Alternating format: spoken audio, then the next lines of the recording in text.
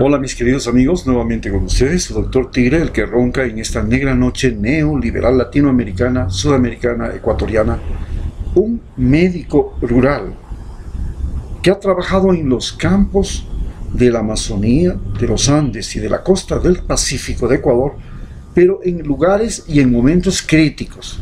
Estamos hablando de trabajar en la frontera norte en pleno Plan Colombia, trabajar en la provincia de Esmeraldas en el terremoto.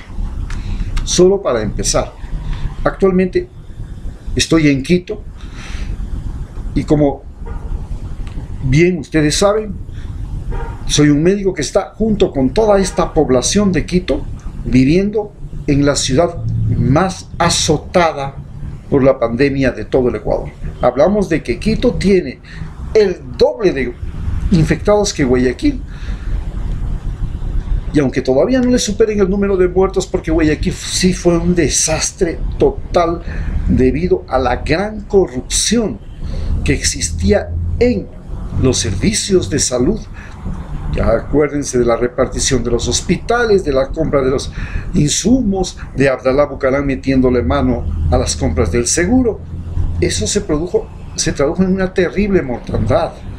Quito, por lo menos en ese aspecto, ha sido un poquito más honesto, y gracias a esa milésima de honestidad que todavía hay en la conciencia de la gente de la ciudad, de la capital, es que la mortandad no ha sido tan grande y se ha logrado resolver muchos de los problemas de los infectados.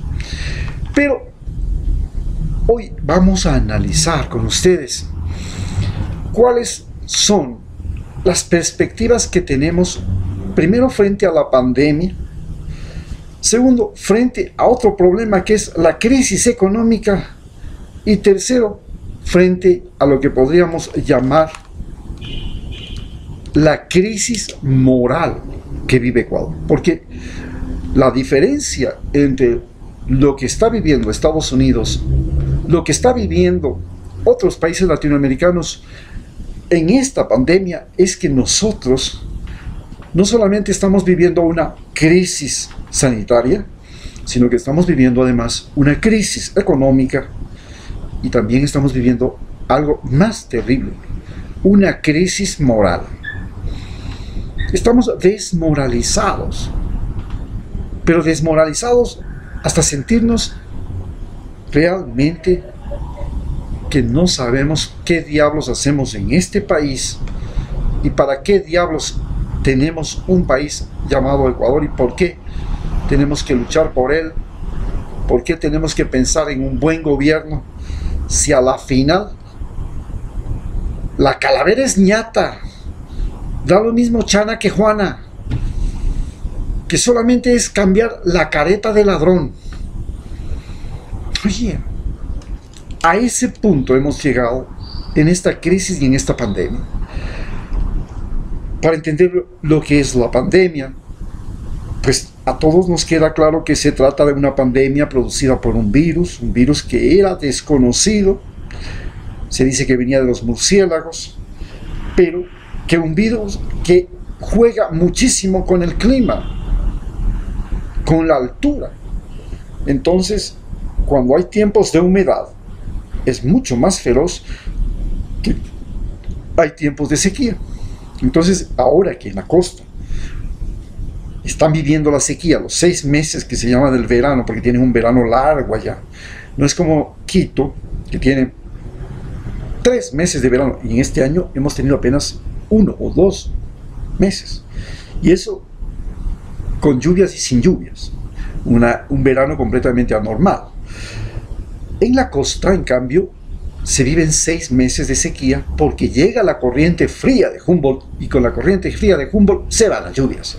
Y entonces vemos que en la costa hay un gran alivio a la pandemia. Pero en Quito y en la sierra, el frío más la humedad no ceden, y esto ha permitido que la pandemia siga tenazmente, especialmente en las provincias de la sierra, y ahora se propaga también por las provincias amazónicas, que a su vez están viviendo en la parte norte humedad y en la parte sur menos humedad, un poco de sequía. Sin embargo, también tenemos que reconocer que la pandemia nos ha permitido reconocer algunas cosas fundamentales del virus. Por ejemplo, que este virus es un virus muy sensible a factores que tienen que ver con sobrepeso, hipertensión, enfermedades crónicas adquiridas, enfermedades prematuras, etcétera, etcétera, otras condiciones que se llaman condiciones preexistentes, y ahí es donde él se aprovecha. Pero básicamente su mecanismo de acción, ya sabemos, es una coagulación vascular diseminada, que ahora se la contrarresta con anticoagulantes, por eso le han dado a Donald Trump aspirina, y que produce una reacción alérgica en el cuerpo. Entonces le han contrarrestado con dexametasona. Pero además, que este problema no solamente es un problema alérgico y un problema de coagulación, también tiene una reacción muy especial, porque puede crear muchos individuos que pueden portar la enfermedad y no tener síntomas, y son felices, y para ellos pues la cosa está resuelta, y al mismo tiempo estos individuos pueden transmitir o no la enfermedad. ¿Cómo es que pueden transmitir o no la enfermedad? Pueden transmitir la enfermedad porque si encuentran una persona que sea débil y susceptible, la van a pasar, le van a enfermar y la van a matar. Pero si transmiten a una persona que tiene sus defensas muy buenas, van a multiplicar las defensas de esa persona, y también le van a facilitar y le van a convertir en una persona portadora pero inmune, y esto se llama inmunidad de manada, y esto es lo que se espera que pueda producirse en el plazo de 5 años más o menos de esta pandemia. Así, sin embargo, estamos todos a la espera, porque los tratamientos ahora son básicamente de estabilización del paciente para ver si su cuerpo, si su capacidad, su reserva física le permite sobrevivir. No hay un medicamento específico que le cure. Y esta es la situación que estamos viviendo en este momento. Pero tenemos una crisis económica también. Esta crisis económica se produce porque hay un cambio completamente de rumbo en el Ecuador. Teníamos un gobierno que durante 10 años concentró su trabajo, su esfuerzo en la distribución de la riqueza, el poder y los conocimientos.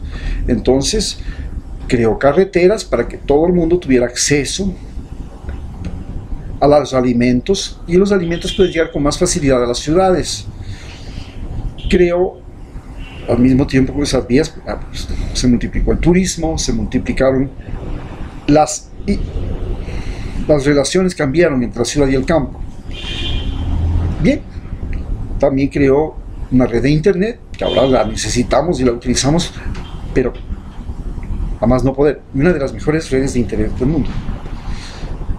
También creó una red de hospitales, una red de colegios, una red de empresas hidroeléctricas, una red de sistemas para evitar inundaciones, una red de canales. Bueno, ¿qué no hizo?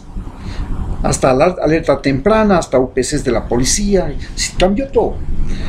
En esta época de distribución se produce un cambio brusco a una época de concentración de la riqueza. Llega un ecuatoriano que era del mismo partido de Rafael Correa, pero que era completamente otro ser humano. Y este ser humano nos deja a nosotros, los ecuatorianos, la gran duda de quiénes somos. ¿Es posible creer a tu amigo? ¿Es posible creer a tu hermano? ¿Es posible creer a tu hermana? ¿Acaso tu hermano no va a ser como este presidente que dice una cosa y hace otra? ¿Acaso tu hermano no puede jurar delante del cadáver de tu padre o de tus hermanas? Y tu hermana también no puede hacer lo mismo y decir una cosa pero hacer otra. Esto es lo que vivimos en este momento en Ecuador.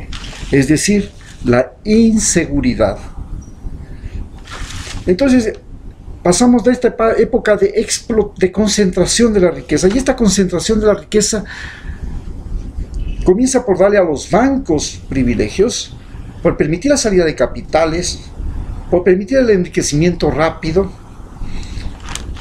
de los funcionarios públicos, y luego se reparten todo: cargos públicos, embajadas, becas, carnetes de salud, todo se reparten. Provincias, hospitales, colegios, escuelas, todo se volvió un botín. En un país dolarizado, esto a su vez ha aumentado la explotación. Comenzamos a sobreexplotar la naturaleza y a sobreexplotar al ser humano, con el fin de que haya una clase social dominante. Y esa clase social dominante es la que ahora quiere ganar las elecciones, y tiene a Guillermo Lasso y a toda esa cúpula de sinvergüenzas de Ruptura 25, inclusive con un cantante, Juan Fernando Velasco, y tienen así a toda esa gente, los revolucionarios de Cafetín de la Sierra, también llamados los mitócratas, porque inventan la mentira y la convierten a la mentira en poder, y los cleptócratas, que son los que llegan al poder a través del robo, como lo ha llegado Abdalá Bucaram y toda esa gente. Esto llega a ser el preámbulo de la situación en la que caemos cuando llega la pandemia. Y cuando llega la pandemia, el robo, la corrupción, la mentira, el engaño comienzan a traducirse inclusive en violencia, no solamente en Ecuador. Se comienza a traducir en violencia, por ejemplo, en Centroamérica, y organiza olas migratorias en Centroamérica. Y en Ecuador se comienza a traducir en violencia electoral.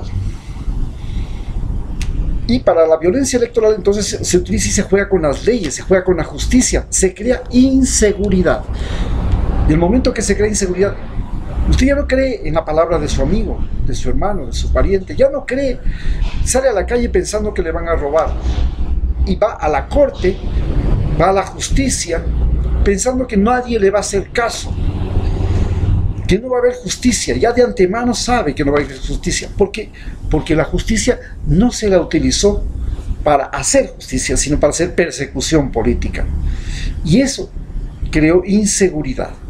Entre tanto, hubo el robo de los hospitales, hubo el robo de la policía. El único país del mundo donde los ecuatorianos tenemos, la policía nos roba a los ecuatorianos porque le han robado a la policía. ¿Y cómo nos roba la policía a los ecuatorianos? Pues ahora nos quieren obligar, mediante el aumento del IVA, a pagar y a recuperar los 532 millones desaparecidos de la policía.